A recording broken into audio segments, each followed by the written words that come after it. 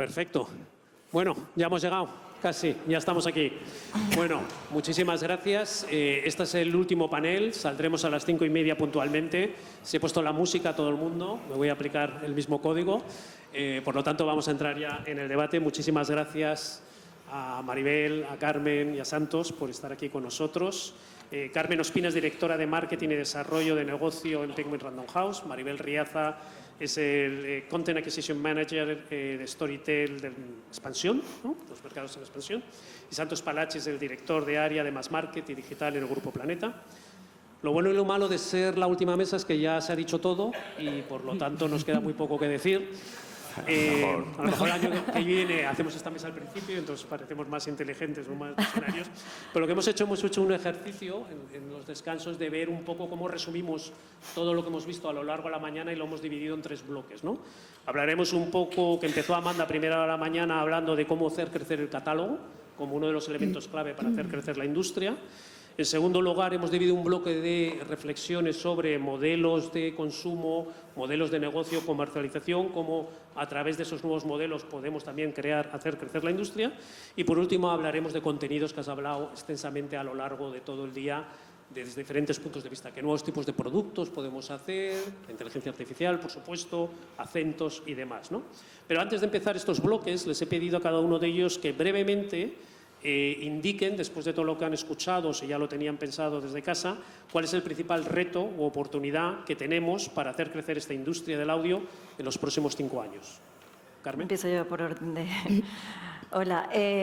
A ver, yo veo 3 oportunidades muy claras para estos próximos años. Una sería la llegada de canales, de nuevas plataformas, como puede ser un Spotify, que creo que será determinante para el mercado en español, y sobre todo cómo estas nuevas plataformas nos pueden traer consumidores que son más consumidores de música y de podcast al audiolibro, ¿no? Y cómo le van a dar visibilidad a esa categoría del audiolibro dentro de plataformas que no son plataformas asociadas con el mundo del libro o con los audiolibros como tal, no están especializadas. Creo que hay una buena oportunidad.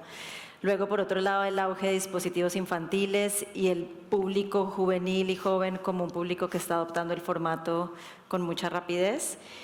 Y por otro lado, pues el hecho de que el mercado en español es global, ¿no? Creo que sigue siendo una buena oportunidad que tenemos que seguir explotando y apostando por ella. Y en cuanto a retos, diría que es pues la creación de catálogo, como bien decía Amanda por la mañana, incorporar la IA como una herramienta que nos facilite, pero sobre todo conservando la calidad, ¿no? Que es algo que también se habló bastante y creo que el gran reto es realmente apostar por mantener la calidad todos los jugadores que estamos en el mercado. Muchas gracias, Carmen. Maribel. Gracias por la invitación. Encantada de estar hoy aquí, Día Internacional de la Radio, un actor muy importante en nuestras vidas. Y para mí el principal reto que tenemos como industria del audiolibro en español es la ampliación del catálogo. Hace 9 años comenzamos y teníamos tan solo 3.000 audiolibros en español. Hoy en día tenemos cerca de 36.000, se ha crecido mucho, un 40% aproximadamente cada año, pero aún así, como hemos visto esta mañana, en países maduros, como Alemania o Estados Unidos, tienen un catálogo de unos 100.000. Por lo cual, el mayor reto que tenemos es alcanzar una cifra que aglutine todos nuestros intereses. Cuando esta mañana también hemos visto gente que escucha podcast en YouTube, ¿qué ocurre? Entras a YouTube y pones cualquier ámbito de interés, pesca, alpinismo, May Sarton, lo que quieras, y tienes muchos resultados. Cuando te vas a buscar esos mismos resultados a una plataforma de podcast, se reducen, y cuando nos vamos a una plataforma de audiolibros, seguramente no encuentres nada de esas temáticas. Por lo cual estamos dejando fuera de nuestro negocio a mucha gente que tendría interés en el audio, pero que por la falta de producción, aunque hemos producido mucho, como digo, no están. Por lo cual, para mí es fundamental que en los próximos años se amplíe el número de audiolibros en español. Gracias, Maribel. Santos. Gracias, Javier. Gracias, Parix, por la invitación. Para mí, yo lo resumiría en 2 palabras: inteligencia artificial. Este es el reto y la principal dificultad que debemos afrontar en los próximos meses, ya no digo años. Con varios derivadas. La primera es la obvia, que es la IA va a favorecer, va a democratizar el acceso al formato audio para muchísimos contenidos que hoy no tienen la posibilidad de formar parte del catálogo de audio por motivos económicos. Entonces, en este sentido, la IA va a hacer explotar el catálogo.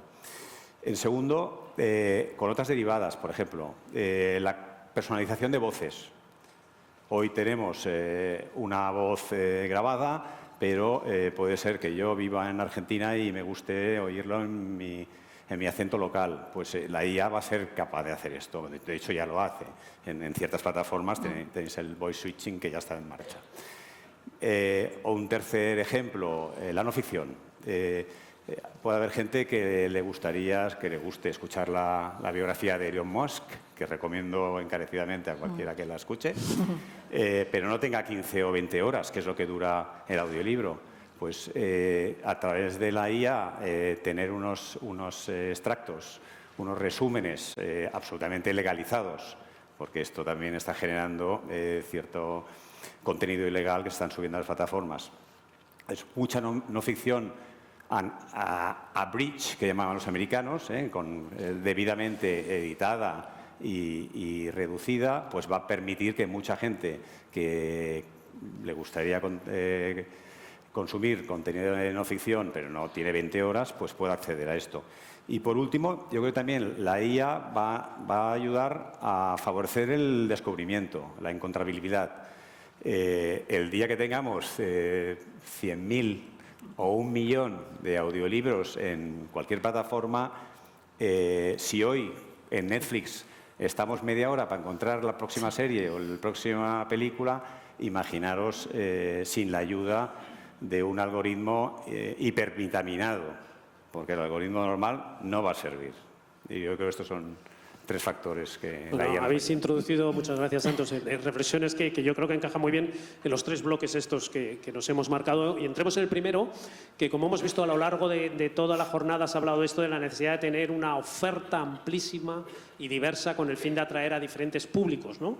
En diferentes formatos: audiolibro, audiodrama, ficción sonora, podcast, porque el oyente nos puede venir por cualquier lado, ¿no? Entonces, hemos visto, como decíamos, que en los mercados de lengua, yo cuando le escuchaba a Amanda, que ella también decía que uno de sus retos era más catálogo, en inglés hay cerca de 700.000 títulos en formato audiolibro. O sea, si se queja o dice que quiere más, yo la miraba y decía, bueno, ¿cuántos más quieres, no? Nosotros que tenemos, como ha dicho Maribel, si hubiéramos tenido esta sesión hace una década había menos de 3.000, hoy en día vamos a alcanzar, creo que has dicho, cerca de 40.000 o 30 y pico 36.000 mil, ¿no? en la actualidad. Es bestial el esfuerzo que ha hecho todo el sector, editoriales, plataformas, por sacar esto, pero comparativamente con el número de novedades que se publican, pues básicamente menos de 1/3 de las novedades no tiene una versión audio, ¿no? Entonces, ¿qué podemos hacer para verdaderamente crear más catálogo?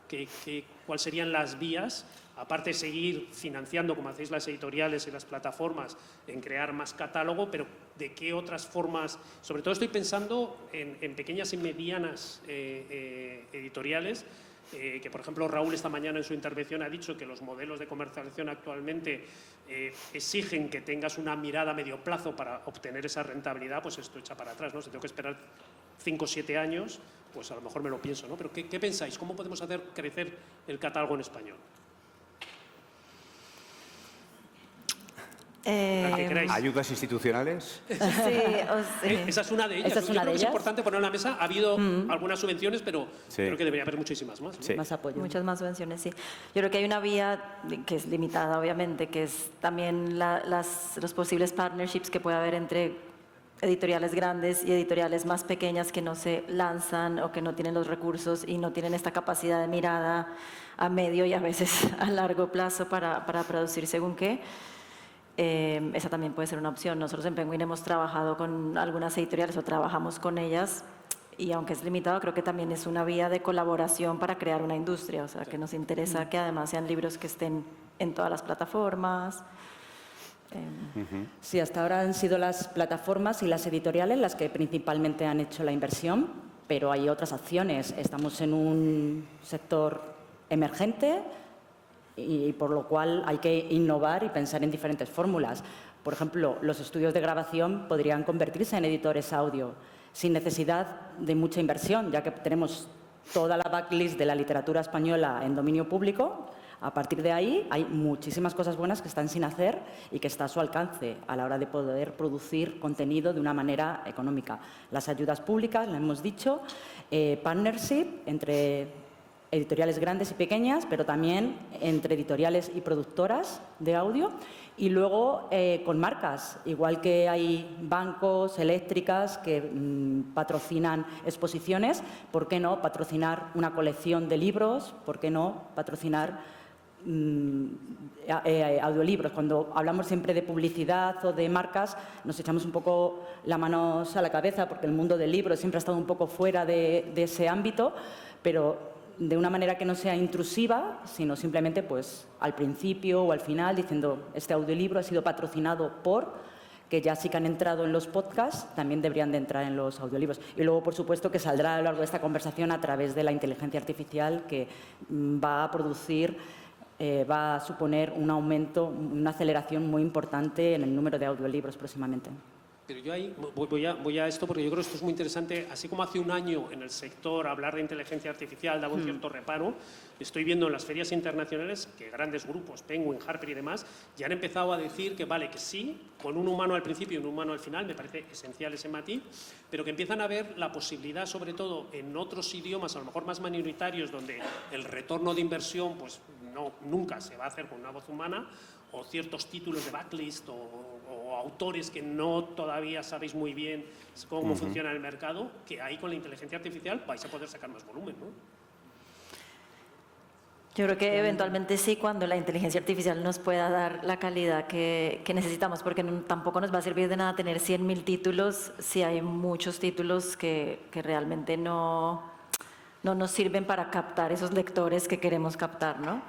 Creo que aquí también ahí está el reto de cómo después, por ejemplo, la semana pasada leía un artículo de los bibliotecarios en Estados Unidos que están ya teniendo un poco de dificultad en filtrar qué contenidos, les están entrando muchísimos contenidos hechos con inteligencia artificial y tienen dificultad de filtrar, bueno, cuáles son con voz humana, cuáles son los de inteligencia artificial y de filtrar como esa calidad, ¿no? Y aquí creo que, bueno, ahí está el gran reto, ¿no? Que la inteligencia artificial realmente llegue a ese nivel para que podamos construir un catálogo de 100.000, pero de buena calidad, para que esos 100.000 realmente impulsen la industria, ¿no? Y el mercado. Yo creo que un reto personal y corporativo nuestro es el público infantil, se ha comentado también.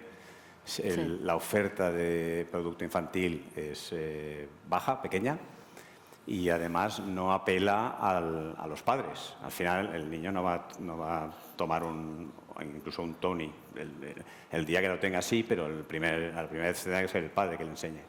Y yo creo que hay un déficit importante de contenido enfocado a estos niños que mañana serán escuchantes adultos de audiolibros. De acuerdo. Sí, es crear oyentes, para garantizarnos un negocio en el mañana. Y el audio first yo creo que es más necesario que nunca. O sea, nosotros somos, tenemos muchos sellos, series, líderes en el mercado infantil y la traslación directa al audio no es un éxito. No. Podemos vender 1 millón de ejemplares de una serie, Jerónimo Stilton, por poner un ejemplo, y en cambio en audio no tiene ni de largo el éxito que tenemos en formato papel. Entonces necesitamos producto pensado por y para ser consumido en audio por estos niños y niñas pequeñas. Totalmente. Pasemos al segundo bloque, porque veo que el tiempo se nos echa encima, y habíamos hablado sobre España, como sabéis, es un mercado básicamente con un único modelo de comercialización, casi el 80%, 85% de las ventas tienen lugar a través de plataformas de suscripción ilimitada, pero ¿pensáis que la introducción de nuevos modelos de negocio, de consumo, puedan ser atractivos para otro público? Que ese modelo, el 85% de la población, son los datos que hemos visto del Ministerio, que es impresionante todo lo que hemos crecido, con 13% de la población menor de 35 años ya escucha audiolibros, pero el 85% todavía no ha entrado. ¿Pensáis que la entrada de nuevos players con nuevos modelos de negocio podría hacer que ese 85% entrara y disfrutara de los audiolibros. Estoy pensando, si queréis lo pongo encima de la mesa, hemos visto en el último año un fuerte crecimiento en suscripción a través de plataformas audiovisuales como Netflix o como Prime o Movistar, que tienes una tarifa más barata porque tienes interrupciones publicitarias. ¿Pensáis que podría funcionar en el mundo del audiolibro, donde yo estoy escuchando mi audiolibro y de repente tengo una interrupción publicitaria? ¿De la propia editorial, recomendándome entre otras escuchas, o de una marca? Si Spotify, yo creo que hay un porcentaje en España, 80-20, 80 no pagan, 20 pagan, y se tragan canciones que duran 3 minutos y tienen una interrupción cada 3 minutos o cada 6, ¿por qué no en un audiolibro? Que te interrumpan un par de veces a lo largo de una escucha de 1 hora. Sí. Pues no veo por qué no puede ser un formato que apele a un público que no esté dispuesto a desembolsar 10 euros al mes. Sí, yo creo que aquí lo clave con Spotify también es ver justamente eso, ¿no? Es un público que está habituado a otra forma de escucha, a escuchar música, y como ese hábito, ¿no? Como que se adapta al audiolibro, y creo que ahí se van a abrir las puertas para nuevos modelos. Creo también que las propias plataformas en España, o están mirando a España, como también que hay oportunidad para testear otras formas y otras cosas, y yo creo que esto lo veremos llegar. No creo que esté asentado el modelo de tarifa plana, o sea, creo que hemos empezado con este modelo, pero creo que llegarán otros, y estamos muy al principio, ¿no? de lo que es el mercado en español. Y las bibliotecas. Las bibliotecas, sí. exactamente. Tienen un factor, vamos, bueno, fundamental. esa es claramente otra oportunidad que tenemos, ¿no? Es toda la llegada a bibliotecas, y se veía con Overdrive, ¿no? O sea, si hay una oportunidad en mercados donde hay muchísimos... eran impresionantes. Claro, que son impresionantes. Bueno, incluso también en España y en América Latina no hemos como realmente ni empezado a explotar esta oportunidad. O sea, que ahí también hay una oportunidad además para traer nuevos públicos, ¿no? Pero vosotros, Storytel, habéis experimentado varios modelos en otros mercados, ¿no? Sí, pero en otros mercados más maduros tenemos diferentes tarifas por segmentos. Por ejemplo, tarifas especiales para estudiantes. Hacemos promociones al 50% de por vida, porque ahí ya la competencia es muy, muy dura. O, por ejemplo, limitados, cuando tenemos tarifas por horas, tenemos la tarifa Flex, que es que las horas que no utilizas ese mes te pueden pasar al mes siguiente, ¿vale? Entonces, todo este tipo de tarifas se pueden llevar a cabo en mercados maduros.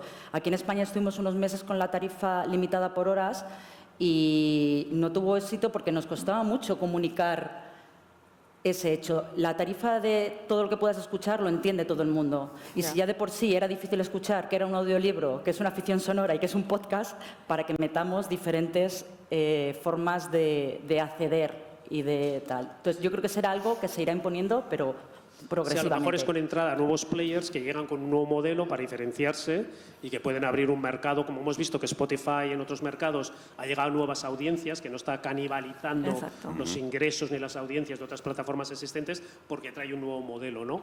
Comentábamos anteriormente modelos de países emergentes que tienen estos modelos de micropago 25 céntimos al día.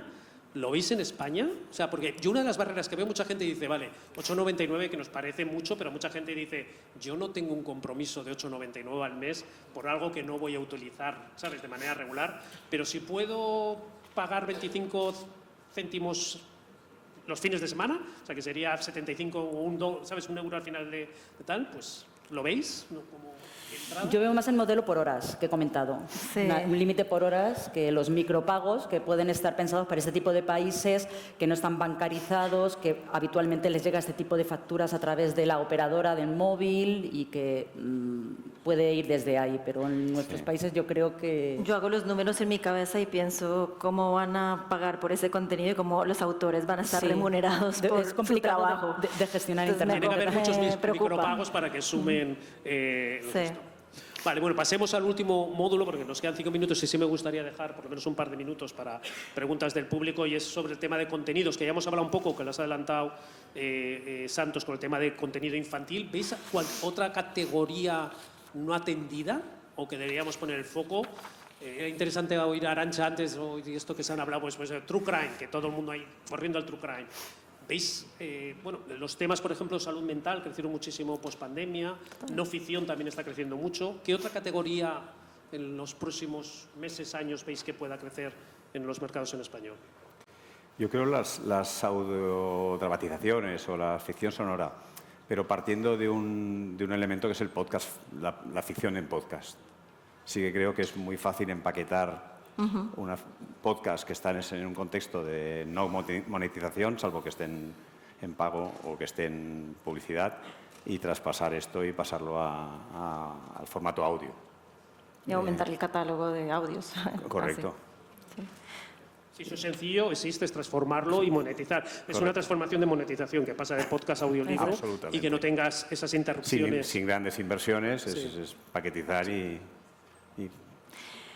A mí me parece interesante trasladar, ¿no?, lo que hemos visto estos últimos años en el mercado español, bueno, y en otros mercados, que es todo, por ejemplo, el fenómeno del romantasy, ¿no? Y cómo en el libro en papel hemos un poco cambiado el publishing de esos libros, hecho cantos pintados, cubiertas espectaculares, ediciones especiales, y también jugar con eso en el audio para ese público juvenil que justamente está adoptando rápidamente el formato, ¿no?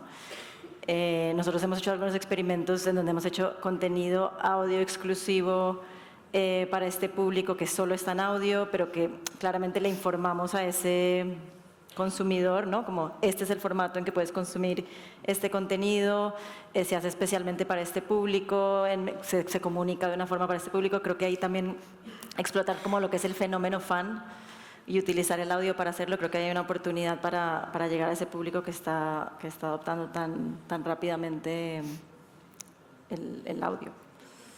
Y ahí tenemos una oportunidad.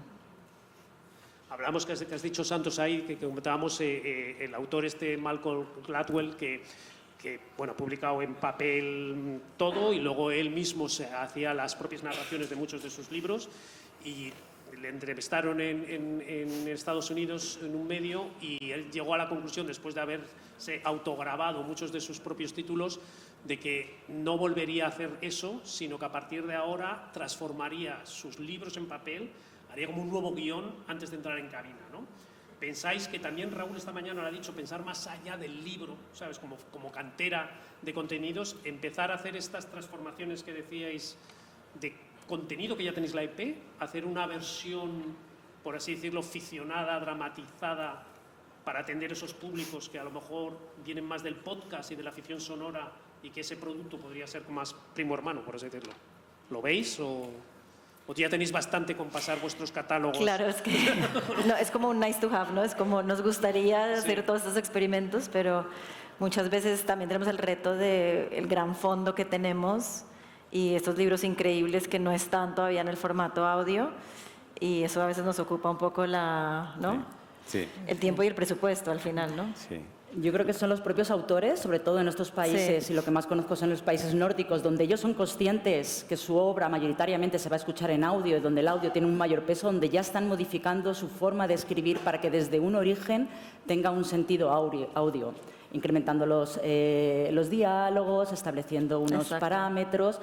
Y cuando hablas con autores nórdicos te dicen que efectivamente que escriben de manera diferente a cuando antes no se publicaban. Nuestros colegas en Estados Unidos nos decían también que, como claro, tienen un catálogo que ya tiene muchos años, están repasando el backlist de audio para de repente hacer versiones pues más actualizadas, algunas sí con dramatizaciones, porque bueno, son libros que han vendido mucho en el formato audio y que tienen como otra oportunidad y que les puedes como reeditar, ¿no? Serían películas de blanco y negro a color. Exacto, un poco hacer eso, que eso ya es como, ojalá lleguemos ahí pronto. Llegaremos. Bueno, queda menos de un minuto. ¿Hay alguna pregunta? ¿Alguien que se quiera animar? Hay una pregunta por allí, si le podéis traer un micrófono. Muchas gracias. Y la música nos va a sonar dentro de nada.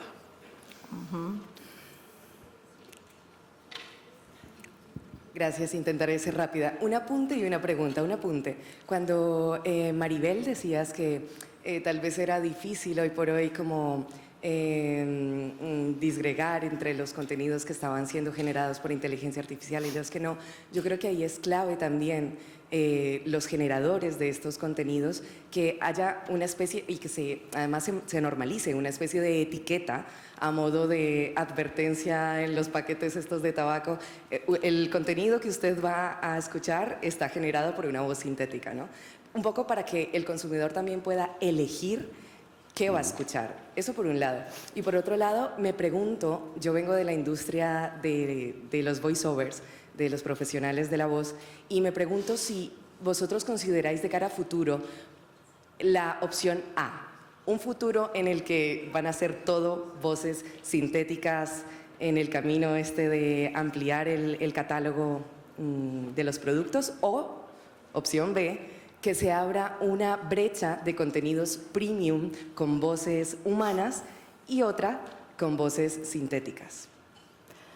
Bueno, pues en la primera cuestión, efectivamente los contenidos están categorizados a través de los metadatos. Hemos visto esta mañana cómo poner esta información para que el usuario, cuando accede a ellos a través de una plataforma, tenga esa información. Entonces, bueno, son los editores los que tienen que incluir esa información.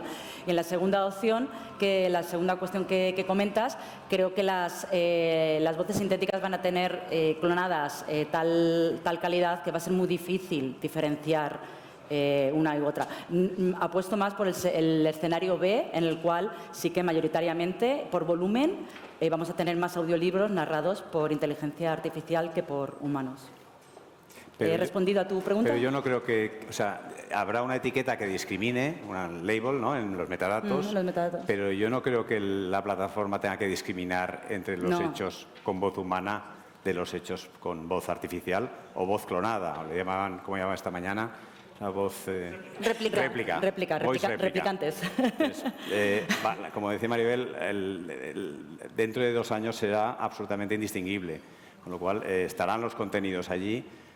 Probablemente para autores muy significativos vamos a hacer siempre, vamos a ir a un estudio y vamos a contratar a la mejor voz que podamos, y para otros libros que quizás económicamente no se justifican, pues iremos con voz clonada o con Seguro. voz...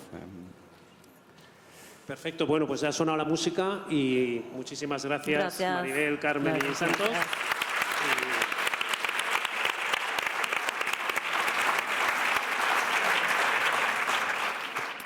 Gracias.